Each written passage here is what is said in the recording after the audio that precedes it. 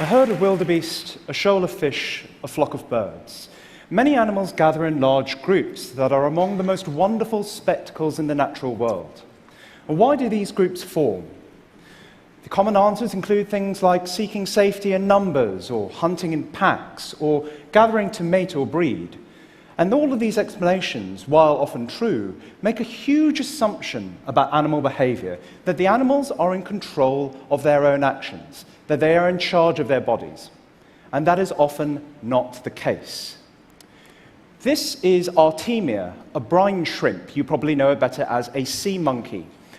It's small and it typically lives alone, but it can gather in these large red swarms that span for meters. And these form because of a parasite. These shrimp are infected with a tapeworm. A tapeworm is effectively a long living gut with genitals at one end and a hooked mouth at the other. As a freelance journalist, I sympathize. The tapeworm drains nutrients from Artemia's body, but it also does other things. It castrates them. It changes their color from transparent to bright red. It makes them live longer. And, as biologist Nicholas Rode has found, it makes them swim in groups. Why? Because the tapeworm, like many other parasites, has a complicated life cycle involving many different hosts.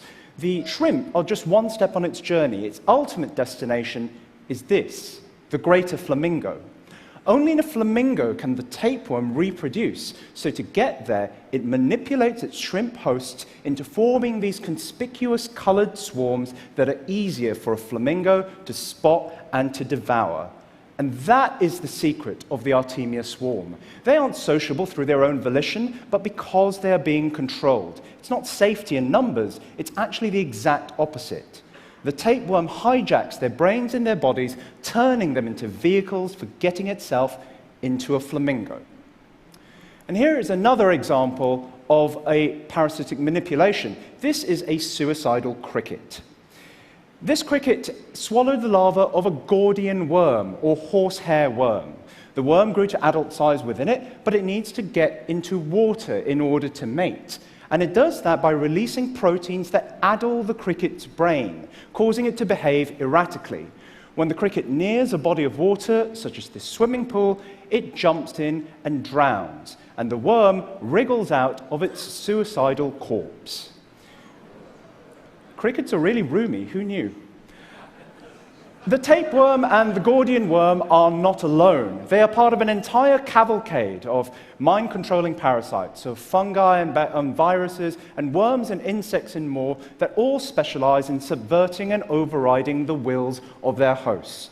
Now, I first learned about this way of life through David Attenborough's Trials of Life about 20 years ago, and then later through a wonderful book called Parasite Rex by my friend Carl Zimmer. And I've been writing about these creatures ever since. Few topics in biology enthrall me more. It's like the parasites have subverted my own brain. Because after all, they are always compelling, and they are delightfully macabre. When you write about parasites, your lexicon swells with phrases like devoured alive and bursts out of its body. But there's more to it than that. I'm a writer, and fellow writers in the audience will know that we love stories. And parasites invite us to resist the allure of obvious stories. Their world is one of plot twists and unexpected explanations. Why, for example, does this caterpillar start violently thrashing about when another insect gets close to it and those white cocoons that it seems to be standing guard over? Is it maybe protecting its siblings? No. This caterpillar was attacked by a parasitic wasp which laid eggs inside it. The eggs hatched and the young wasp devoured the caterpillar alive before bursting out of its body. See what I mean? Now, the caterpillar didn't die. Some of the wasps seemed to stay behind and controlled it into defending their siblings, which are metamorphosing into adults within those cocoons. This caterpillar is a head-banging zombie bodyguard defending the offspring of the creature that killed it. We have a lot to get through. I only have 13 minutes. Now, some of you are probably just desperately clawing for some solace in the idea that these things are oddities of the natural world, that they are outliers. And that point of view is understandable, because by their nature, parasites are quite small, and they spend a lot of time inside the bodies of other things. They're easy to overlook, but that doesn't mean that they are unimportant. A few years back, a man called Kevin Lafferty took a group of scientists into 3 Californian estuaries, and they pretty much weighed and dissected and recorded everything they could find. And what they found were parasites in extreme abundance. Especially common were trematodes, tiny worms that specialize in castrating their hosts, like this unfortunate snail. Now, a single trematode is tiny, microscopic, but collectively they weighed as much as all the fish in the estuaries and 3 to 9 times more than all the birds. And remember the Gordian worm that I showed you, the cricket thing? One Japanese scientist called Takuya Soto found that in one stream, these things drive so many crickets and grasshoppers into the water that the drowned insects make up some 60% of the diet of local trout. Manipulation is not an oddity. It is a critical and common part of the world around us. And scientists have now found hundreds of examples of such manipulators. And more excitingly, they're starting to understand exactly how these creatures control their hosts. And this is one of my favorite examples. This is Ampulex compressor, the emerald cockroach wasp. And it is a truth universally acknowledged that an emerald cockroach wasp in possession of some fertilized eggs must be in want of a cockroach. When she finds one, she stabs it with a stinger that is also a sense organ. This discovery came out 3 weeks ago. Stabs it with a stinger that is a sense organ, equipped with small sensory bumps that allow her to feel the distinctive texture of a roach's brain. So like a person blindly rooting about in a bag, she finds the brain, and she injects it with venom into 2 very specific clusters of neurons.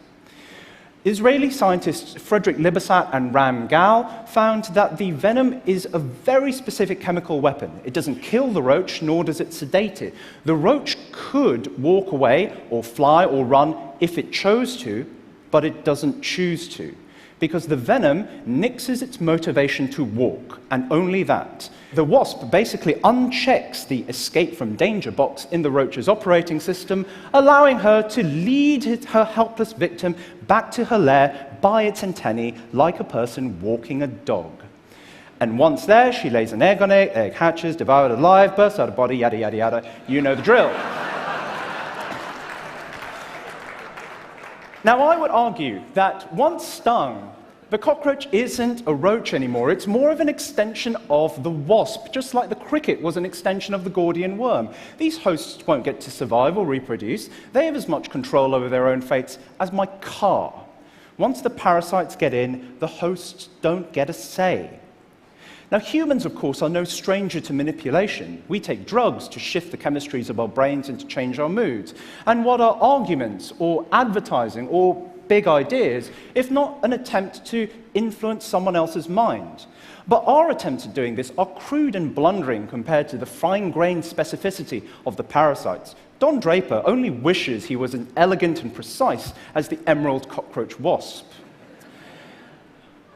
Now, I think this is part of what makes parasites so sinister and so compelling. We place such a premium on our free will and our independence that the prospect of losing those qualities to forces unseen informs many of our deepest societal fears. Orwellian dystopias and shadowy cabals and mind-controlling supervillains, these are tropes that fill our darkest fiction. But in nature, they happen all the time. Which leads me to an obvious and disquieting question. Are there dark, sinister parasites that are influencing our behavior without us knowing about it, besides the NSA? If there are any... I've got a red dot on my forehead now, don't I? If there are any, this is a good candidate for them. This is Toxoplasma gondii, or Toxo for short, because the terrifying creature always deserves a cute nickname. Toxo infects mammals, a wide variety of mammals, but it can only sexually reproduce in a cat. And scientists like Joanne Webster have shown that if Toxo gets into a rat or a mouse, it turns the rodent into a cat-seeking missile. If the infected rat smells the delightful odor of cat piss, it runs towards the source of the smell rather than the more sensible direction of away. The cat eats the rat, Toxo gets to have sex. It's a classic tale of eat, pray, love.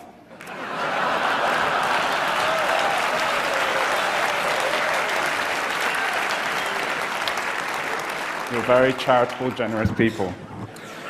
Hi, Elizabeth, I love to talk. Right, how does the parasite control its host in this way? We don't really know. We know that Toxo releases an enzyme that makes dopamine, a substance involved in reward and motivation. We know it targets certain parts of a rodent's brain, including those involved in sexual arousal. But how those puzzle pieces fit together is not immediately clear. What is clear is that this thing is a single cell. This has no nervous system, it has no consciousness, it doesn't even have a body, but it's manipulating a mammal. We are mammals. We are more intelligent than a mere rat, to be sure. But our brains have the same basic structure, the same types of cells, the same chemicals running through them, and the same parasites. Estimates vary a lot, but some figures suggest that 1 in 3 people around the world have Toxo in their brains. Now, typically, this doesn't lead to any overt illness. The parasite holds up in a dormant state for a long period of time. But there's some evidence that those people who are carriers have score slightly differently on personality questionnaires than other people, that they have a slightly higher risk of car accidents, and there's some evidence that people with schizophrenia are more likely to be infected. Now, I think this evidence is still inconclusive, and even among Toxo researchers, opinion is divided as to whether the parasite is truly influencing our behavior. But given the widespread nature of such manipulations, it would be completely implausible for humans to be the only species that weren't similarly affected. And I think that this capacity to constantly subvert our way of thinking about the world makes parasites amazing. They're constantly inviting us to look at the natural world sideways and to ask if the behaviors we're seeing, whether they're simple and obvious or baffling and puzzling, are not the results of individuals acting through their own accord, but because they are being bent to the control of something else. And while that idea may be disquieting, and while parasites' habits may be very grisly, I think that ability to surprise us makes them as wonderful and as charismatic as any panda or butterfly or dolphin. At the end of On the Origin of the Species, Charles Darwin writes about the grandeur of life and of endless forms, most beautiful and most wonderful. And I like to think he could easily have been talking about a tapeworm that makes shrimps sociable or a wasp that takes cockroaches for walks. But perhaps that's just a parasite talking. Thank you.